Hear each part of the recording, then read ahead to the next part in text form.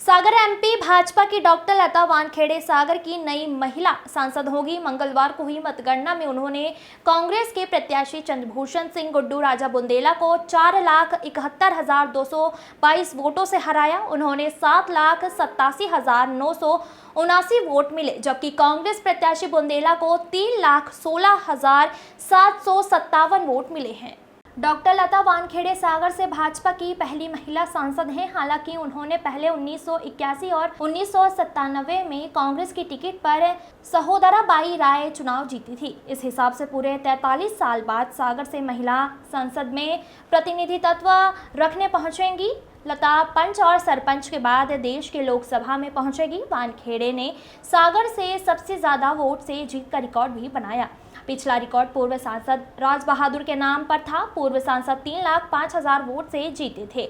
सागर लोकसभा क्षेत्र में आने वाली सभी 8 विधानसभा सीट भाजपा ने जीती है।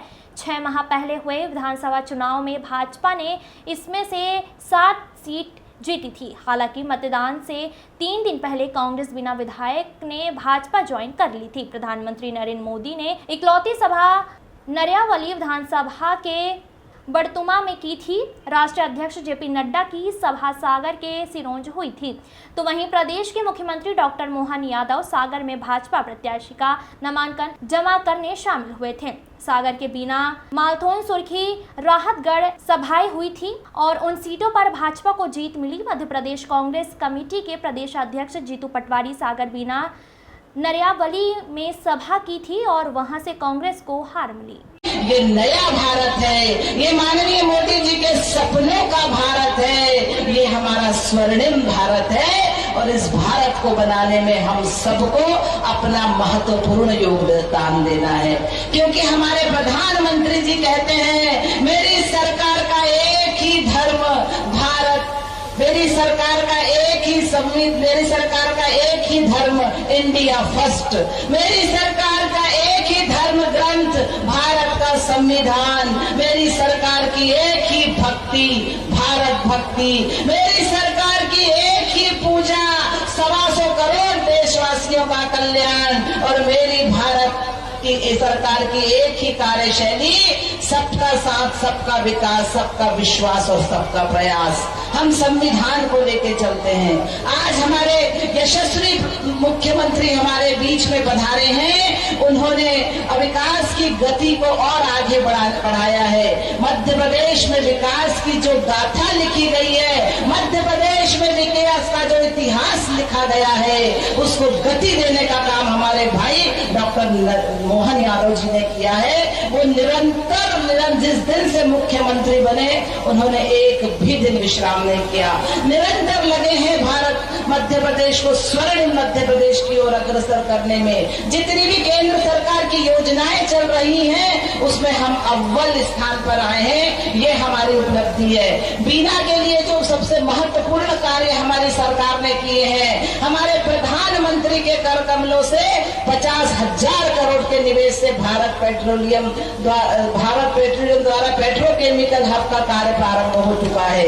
इसमें निकले अनेक बाई प्रोडक्ट से प्रदेश में हजारों कारखाने स्थापित होंगे और पूरे प्रदेश के लिए नौजवानों को रोजगार के सुनहरे अवसर प्राप्त होंगे।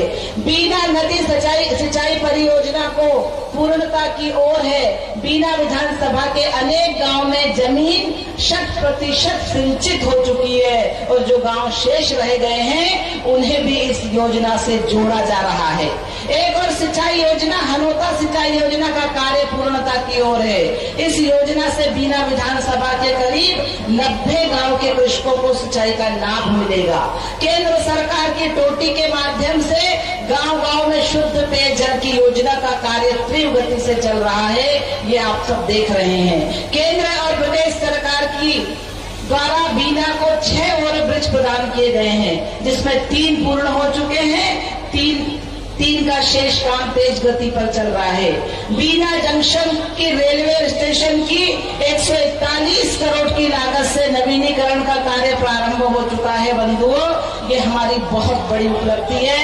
बीना के बढ़ते यातायात के लिए रिंग रोड बनाने की आवश्यकता है, जो हम माननीय मुख्यमंत्री जी से इसका निवेदन कर रहे हैं। खिमलासा को राजस्व तहसील घोषित करने की हम माननीय मुख्यमंत्री जी से आचार संहिता के बाद करने के लिए अपील कर रहे हैं। मंडी बामोरा और खिमलासा को नगर पंचायत का दर्जा देने की हम माननीय मुख्यमंत्री जी से निवेदन कर रहे हैं। भानगढ़ और मंडी बामोरा में महाविद्यालय खोले जाने की हम माननीय मुख्यमंत्री से अपील कर रहे हैं, प्रार्थना कर रहे हैं।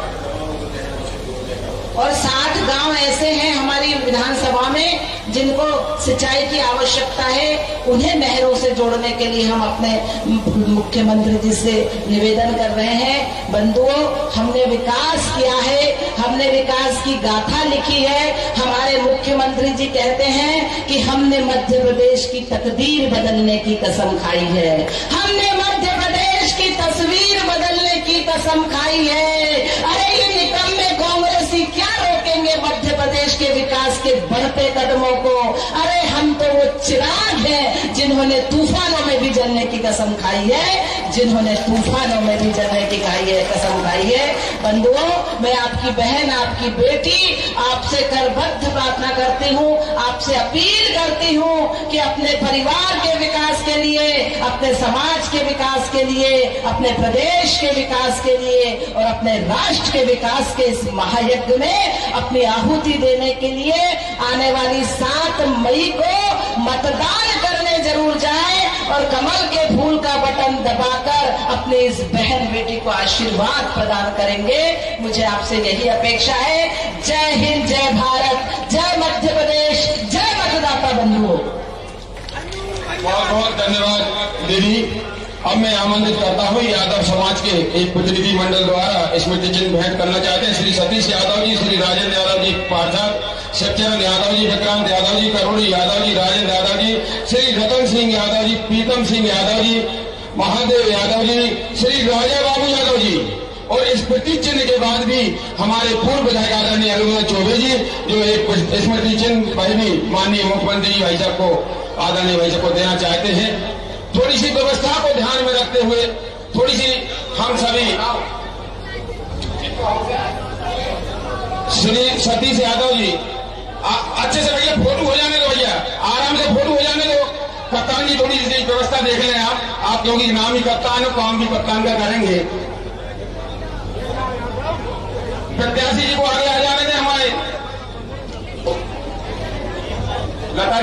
लता दीदी जी को साथ में ले लें। थोड़ा सा भैया मंच को ध्यान, राजेंद्र भाई साहब आपसे अनुरोध है मंच की व्यवस्था को ध्यान में रखेंगे। राजेंद्र भाई साहब, कप्तान जी आप सब